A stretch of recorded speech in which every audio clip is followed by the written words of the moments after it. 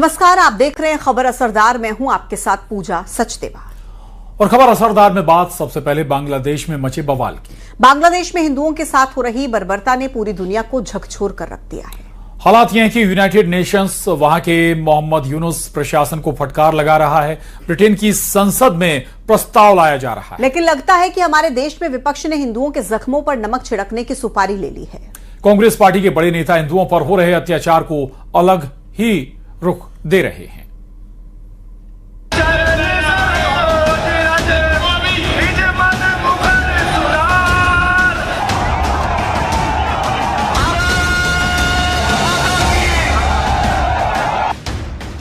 देश के शहर शहर में ये आक्रोश बांग्लादेश में हिंदुओं से हो रही निर्दयता के खिलाफ है। लिंचिंग हो रही है, आग लगाई जा रही है, मकान दुकान फूंके जा रहे हैं, लेकिन अपने ही देश में बैठे कुछ नेता इन हिंदुओं के जख्मों पर नमक छिड़क रहे हैं। बांग्लादेश में हिंदुओं को जिंदा जलाने वाली नरभक्षी आदमखोर जमात के खिलाफ आज जब 140 करोड़ भारतीय एकजुट हैं, दिल्ली से लेकर भोपाल तक बांग्लादेशी कट्टरपंथियों के खिलाफ प्रदर्शन हो रहे हैं।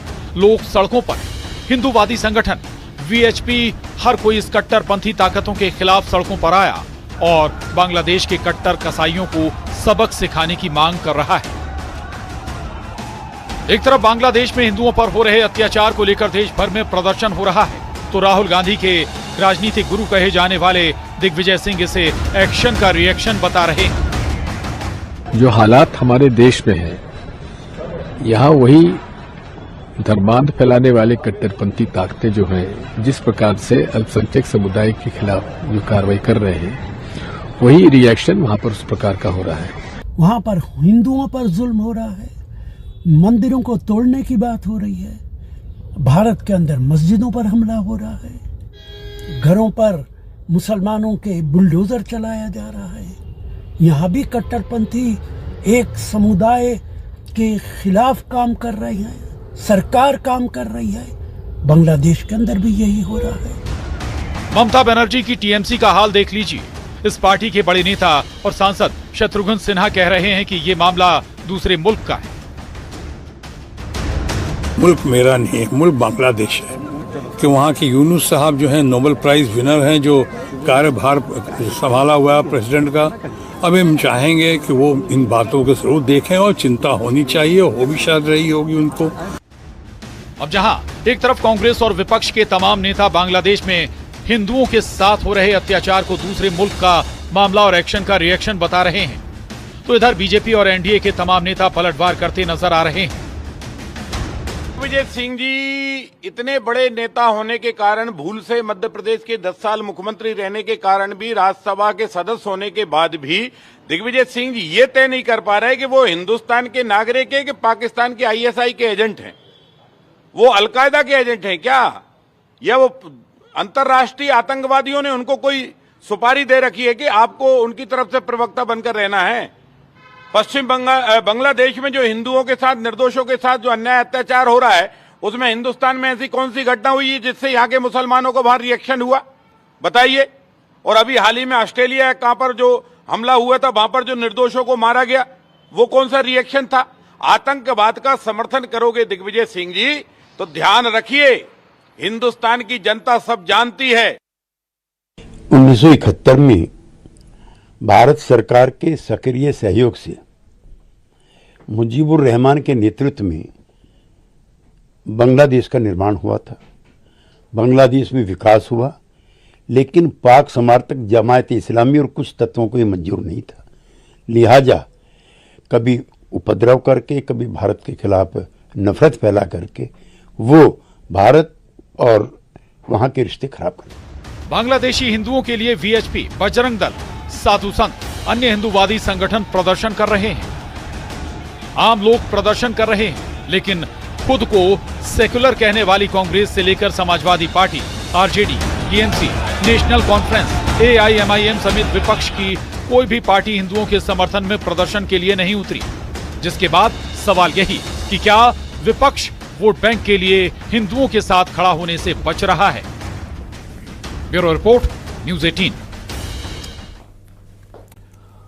जर्मनी यात्रा पर गए राहुल गांधी ने एक बार फिर देश की चुनावी प्रक्रिया और चुनावी व्यवस्था पर सवाल खड़े किए और संस्थानिक ढांचे पर पूरी तरह से बीजेपी के कब्जे का भी आरोप लगाया, जिसके बाद जमकर सियासत हो रही है।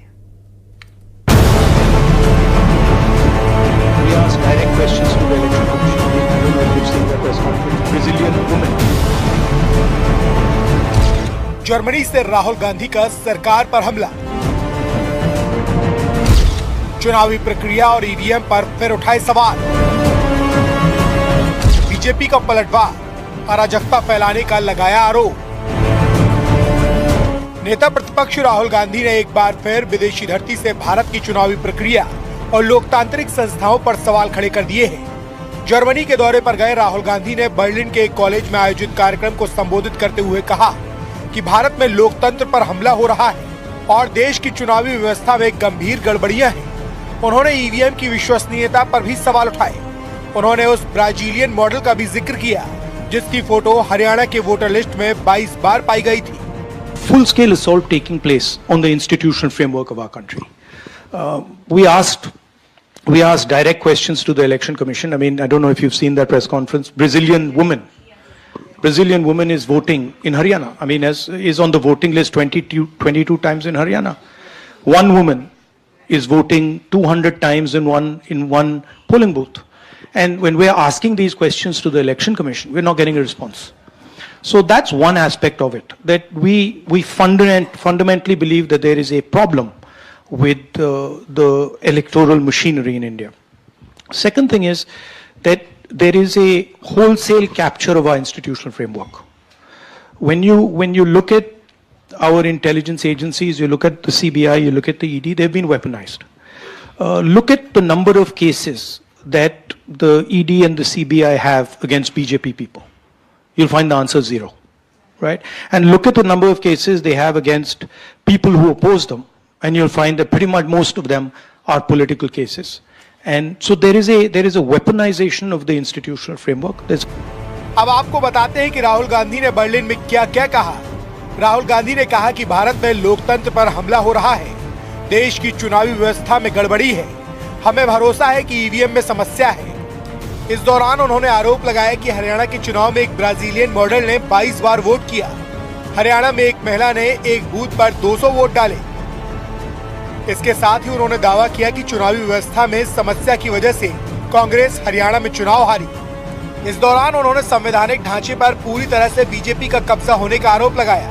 खुफिया एजेंसियों, सीबीआई और ईडी का हथियारों की तरह इस्तेमाल करने का आरोप लगाया। राहुल गांधी ने कहा कि राजनीतिक ताकत बढ़ाने के लिए धार्मिक ताकत का इस्तेमाल हो रहा है। इस दौरान उन्होंने कहा कि इंडी गठबंधन के सभी दलों को आरएसएस से नफरत है। राहुल गांधी के इन बयानों पर बीजेपी ने कड़ा पलटवार किया है। बीजेपी ने आरोप लगाया कि राहुल गांधी विदेशी धरती पर जाकर भारत की छवि खराब करते हैं। चाइना का करो गुणगान, भारत का लगातार करो अपमान, यही बन चुकी है राहुल गांधी की पहचान। और इस बार तो सोरोस के कई सारे लोगों को मिलने के बाद लगातार ये बात उन्होंने की। तो ये रिश्ता क्या कहलाता है? वही सोरोस जो भारत को डिस्टेबलाइज करना चाहता है, उनके लोगों से मिलकर राहुल गांधी इस प्रकार का दुष्प्रचार भारत के खिलाफ फैलाते हैं। ये रिश्ता क्या कहलाता है? वहीं बीजेपी प्रवक्ता प्रदीप भंडारी ने सोशल मीडिया प्लेटफॉर्म एक्स पर राहुल गांधी पर भारत के खिलाफ माहौल बनाने और अराजकता फैलाने का आरोप लगाया और कहा कि राहुल गांधी की कांग्रेस अपने आइडियोलॉजिकल पैटर्न जॉर्ज सोरोस के साथ इंडियन डेमोक्रेसी में अराजकता अशांति चाहती है। वो भारत की तरक्की नहीं बल्कि भारत में अस्थिरता चाहते हैं। बर्लिन में राहुल गांधी का दिया बयान अब दिल्ली की राजनीति में बड़ा सियासी संग्राम बन चुका है।